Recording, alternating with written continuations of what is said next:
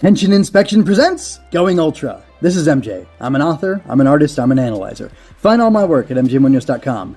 Prepare yourself for hard-hitting Ultraman discussion and analysis. So I want to talk about Ultraman Arc Episode 14, Flash of the Past. And anyway, it was a really great episode.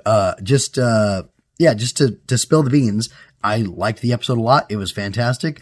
There was nothing wrong with it. It was kind of a dialogue heavy, exposition heavy episode, but I didn't feel like it was an exposition dump, and I didn't feel like it was just characters talking to each other. I felt like it was us getting all these revelations, and I like how they did it. I think they did it in a lot of I think they did a few clever things. I'm going to say like 3 for sure clever things that they did in this episode that made it more exciting, more interesting, more dynamic, and more engaging, even though it was just a lot of people talking to each other back and forth and us seeing these flashbacks of the past, which it's funny. Flash of the past. Flashbacks. Anyway, real quick. So the the director is Takanori Tsujimoto, and the writer is Jun Sugita. So real quick on the director, Tsujimoto, he's done a ton of Ultraman stuff, I believe. And didn't he do, hold on, let me see. Ultra series, he did Ultra Zone from 2011, Ultraman X, some of, not all of, Rube or RB, Taiga, Z, Trigger, Decker, Blazar, a few episodes as well. I'm going to say, I'm pretty sure this guy was, let's see. Okay, never mind. I thought he was somebody else, and I apologize for that. But still, the episode was very well directed, and I thought he did a really good job with that. I thought it was very emotional. It had a lot of really good things going for it. Getting over to the writer, let's see. Who is this fellow? So, yada. He wrote the following episodes for the following series. So he wrote on Zone, Z, Taiga, or Trigger, Decker, Blazar. Interesting. And Arc. He's the head writer of Arc. So he wrote Arc to the Future, Legend in the Woods, Unleash Your Imagination, which were the first 3 episodes, and then Welcome to Akebono Inn, which is a fun episode. So that's interesting. Yeah, so he's the head writer for this, and this does very much have head writer energy, which is something I said in my Ultra Fast review. It feels like a final episode of the show. However, in the past, I feel like Ultraman, Blazar specifically, I'll lob this criticism at, and maybe Z too. Like they kind of like hold on to the story, like the real meat of the story, and then you get it at the end, like, here's the last episode or 2, and we're throwing all this story at you, and all these crazy things are going on, and what's gonna happen? As opposed to having more of like a slow burn. And with Z, you did have spoilers. You had the final bad going from place to place to place, I'll say it like that, and slowly working their plan. In Blazar, it was much more abrupt and much harder to understand, I would say, even though I like Blazar a lot. Maybe in some ways I like it better than Z, and I don't know, I just find it really interesting. I find it really interesting that dynamic that, I finished Blazar, I finished Z, I'm working on Arc, and that's about it. But it's just kind of odd. It's an odd way to do things, to hold things back so much until the end. And they're not doing that here, which is really great. The whole, truth about Rution and his origins has been a mystery, or has been something that we've been not aware of this whole time. We've had little bits and pieces, and it's interesting. This episode confirms some things and then spells out some things. But we're not getting many new revelations. We are getting some, and I'll go back to the 3 things I thought were really clever. One, we have the idea that by meeting face to face or talking, directly to each other, it uses up a bunch of energy that Rution and Yuma have to utilize together. So when he finally transforms towards the end of the episode, like 3/4 or more in, he's instantly got that color timer blinking, and he's in trouble, which is good because it creates stakes and it creates a reason why this sort of thing hasn't happened before. So if people have been wondering, why aren't they just talking like Z and Haruki would do, this is why. I don't know if there would have been a better time for him to do this or not, but it doesn't really matter. It's a story, it's fiction, it's plot. It's, it was going to happen when it was going to happen. And I find that to be interesting. Also, we get confirmation from Rution that he did save Yuma 16 years ago. Something really interesting to note is that when he is reaching for him, it doesn't look like he's moving towards him. It looks like he's staying here and his arms alone are going forward, like almost like his arms are actually extending, which I thought was kind of interesting. But maybe in that state when he was traveling through that wormhole, for whatever reason, the monohorn creature, Monogelos, was like a full-bodied creature versus Rution was more like a creature of light, and maybe he was in more of an energy type form, and that hasn't really been explained, but visually it appears that way from the little movie diagram thing that we got going, or the really it reminded me of the, not that I've ever seen one in real life, but it reminded me of the idea of the paper shows that they would do. Hold on. What am I talking about? I'm talking about kamishibai. Kamishibai, or paper play, is a form of Japanese street theater and storytelling that was popular during the Great Depression of the 1930s and the post-war period in Japan until the advent of television during the mid-20th century.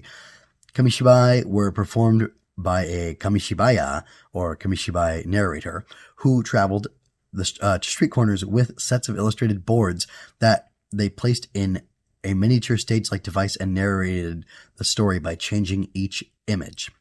Kamishibai has its early origins in Japanese Buddhist temples, where Buddhist monks from the 8th century onward used picture scrolls as pictorial aids for recounting their history, their history of the monasteries, an early combination of picture and text to convey a story. Very, very cool.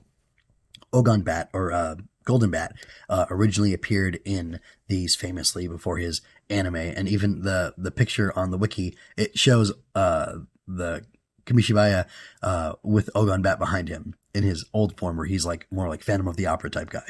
Anyway, very cool, very interesting, and I feel like when they were in the movie theater and they were watching that movie, which that's the other clever thing that they did, that they went into a movie in Yuma's memories, or whatever that they had been to together, because they'd been together for 16 years. And there he got to see the memories played out in this interesting way. Of course, he could have just told him, because this is a visual medium, the audience is getting this visual illustration of it. And it's really interesting that there's this threat to Rution's galaxy, his whole galaxy full of billions of people, trillions of people. I don't know. There's 8 billion people on this planet alone. So if you have a cluster of planets, or a cluster of galaxies that have communication with each other and whatnot, and there's just the one sun. Yeah, there's just the one sun. Excuse me. So it must be, I think, that there's the single planet, or single solar system with multiple planets in it that have life, and they all work with each other, or have interactions with each other, obviously, because they're trying to stop their planet from being destroyed. So this super interesting idea that you have this moral quandary kind of Rution and people who he's allied with are trying to stop the Earth from being destroyed, because this Zesu fellow came up with this idea, this amazing creation that he has that can suck the energy from the sun and disperse it elsewhere in the galaxy. There's a lot of empty space in outer space, in our universe, and he's thinking, hey, let's just move the energy. But for some reason, I think it was an error, the Earth is actually in one of the dump spots, and the whole Earth was going to be destroyed, but Arc already saved the world. Rution already came through and saved the world from being destroyed by having that energy output there. But Monogelos was sent after him, and Swede now has been sent to find this wormhole end that he somehow sealed with his powers, which that seems unbelievable that he has that much power. But anyway, that's something to discuss later. And now it's resulted in this Onyx thing, this, oh gosh, what do they call it? I don't remember what they called it, but Ishido knows of it as the Onyx, and it's something that's going to play, a significant role in the future episodes. And anyway, so like I said, he already saved the world once, which is really cool, and now the world has to be resaved because, or prevented from, there's that gate there. It's been sealed, or they call it a seal. That's what it is. So the seal is closed, and if it's unsealed, then all the energy will come through and kill the Earth.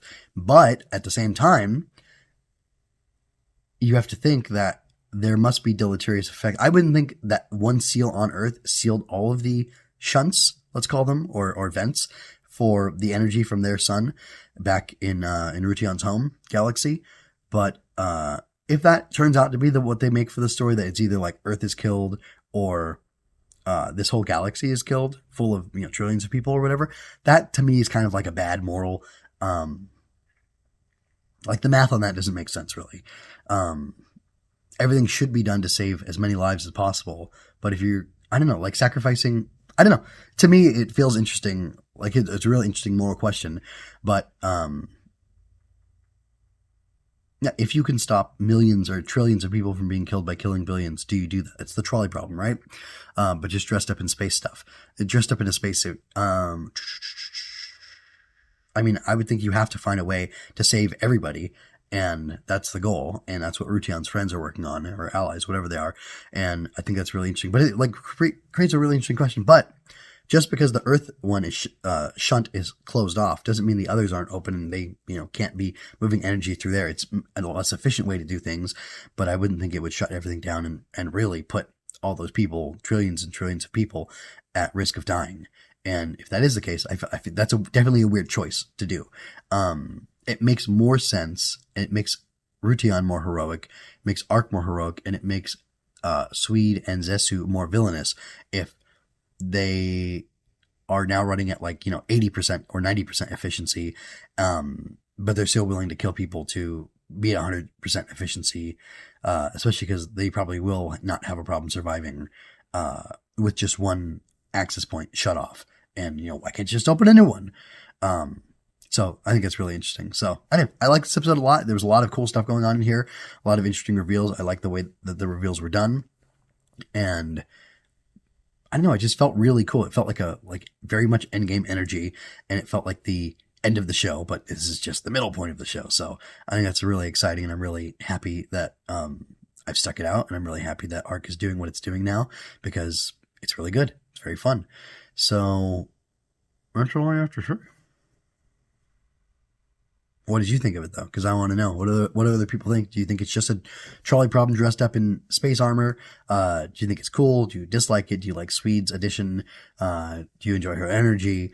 How do you think things are going to play out? Because now we have this big floating ball of death. One thing I really like is that I think the Arc's galaxy is a ball with these two bands around it, and the seal looks the same way. It's this ball with these two bands of debris, rocks, and stuff around it, which I think is a really cool thing to do.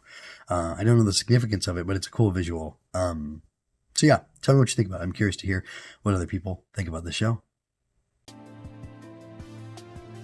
I hope you enjoyed that. Please remember to like, share, and subscribe.